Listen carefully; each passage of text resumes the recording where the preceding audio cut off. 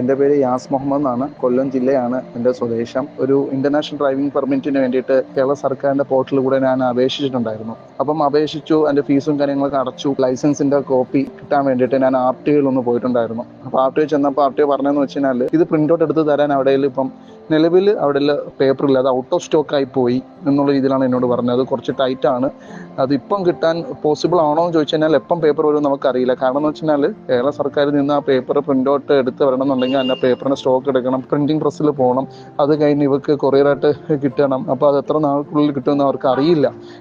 കാരണം എന്ന് വെച്ച് കഴിഞ്ഞാൽ എനിക്ക് 2 ദിവസത്തിനുള്ളിൽ പോവുകയും കൂടി ഉള്ളതാണ്. നിരാശയായിട്ടാണ് ഞാൻ അവിടെ നിന്ന് ഇറങ്ങിയും അവിടെ വെച്ച് എന്താ പറയുക, അവിടെ തന്നെ തൊട്ടടുത്തുള്ള കൊല്ലം ആരുടെ അടുത്തുള്ള ഒരു റവന്യൂവിൽ വർക്ക് ചെയ്യുന്ന ഒരു ഉദ്യോഗസ്ഥനെ കാണുകയുണ്ടായി.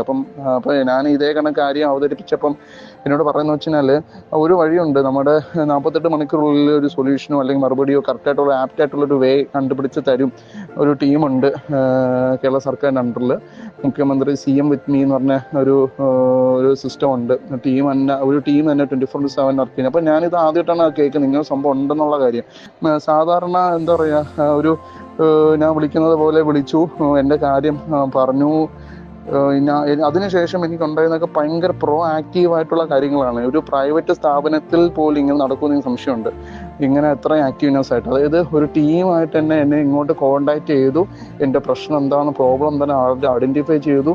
അതിന് ബന്ധപ്പെട്ടുള്ള കമ്മീഷണറേറ്റിലും പല ഓഫീസസിൽ നിന്നൊക്കെ എനിക്ക് കോളുകൾ വന്നിട്ടുണ്ടായിരുന്നു. ഈവൻ അത് എന്താ പറയുക, സൺഡേ പോലും എനിക്ക് കോളുകൾ ഉണ്ടായിരുന്നു. എൻ്റെ കാര്യം എന്താണെന്ന് അവർ തിരക്കി, എന്ത് സൊല്യൂഷൻ തരാൻ പറ്റും അതിന് ബെസ്റ്റായിട്ട് എന്നുള്ളൊരു കാര്യം അവർ കറക്റ്റ് റെസ്പോൺസ് ടൈം, ആ ഒരു ടാറ്റ് ടൈമാണ് മെയിൻറ്റെയിൻ ചെയ്തുകൊണ്ട് എനിക്ക് അതിന് വേണ്ടിയിട്ട് എന്താ പറയുക, ആ ഒരു കാര്യം അതിന് വേറൊരു പോസിബിൾ ഒരു കണ്ടുപിടിച്ചു. എനിക്ക് ഇമെയിലായിട്ട് QR കോഡ് ലിങ്ക് വെച്ചുകൊണ്ട്, എൻ്റെ IDPക്ക് വേണ്ടിയിട്ട് QR കോഡ് ലിങ്ക് വെച്ചുകൊണ്ട് എനിക്കത് അയച്ചു തരികയാണുണ്ടായത്. അത് ഇന്ന് എനിക്ക് രാവിലെ 11 കൂടി കിട്ടുകയും ചെയ്തു. അപ്പോൾ ഇതിന് വേണ്ടി പുറകിൽ എത്ര പേരുകളാണ് എൻ്റെ ഒരു കൺസേൺ, കേരളയിലുള്ള ഇത്രയും 3.5 കോടി ജനങ്ങളുള്ള അണ്ടറിൽ എൻ്റെ ഒരു കൺസേൺ ഇത്രയും പെട്ടെന്ന് പരിഹരിച്ചു തന്നു. അതിന് മറുപടി നോക്കാമെന്നുള്ള മറുപടിയല്ല, അതിനൊരു സൊല്യൂഷൻ കണ്ടെത്തി എന്നെ ആസ് എ പേഴ്സൺ എന്നെ ഹാപ്പി ആക്കിയിട്ടുണ്ട്. ഇവിടെ വാക്കുകളില്ല പറയാനായിട്ട്. ഭയങ്കര സന്തോഷമുണ്ട്.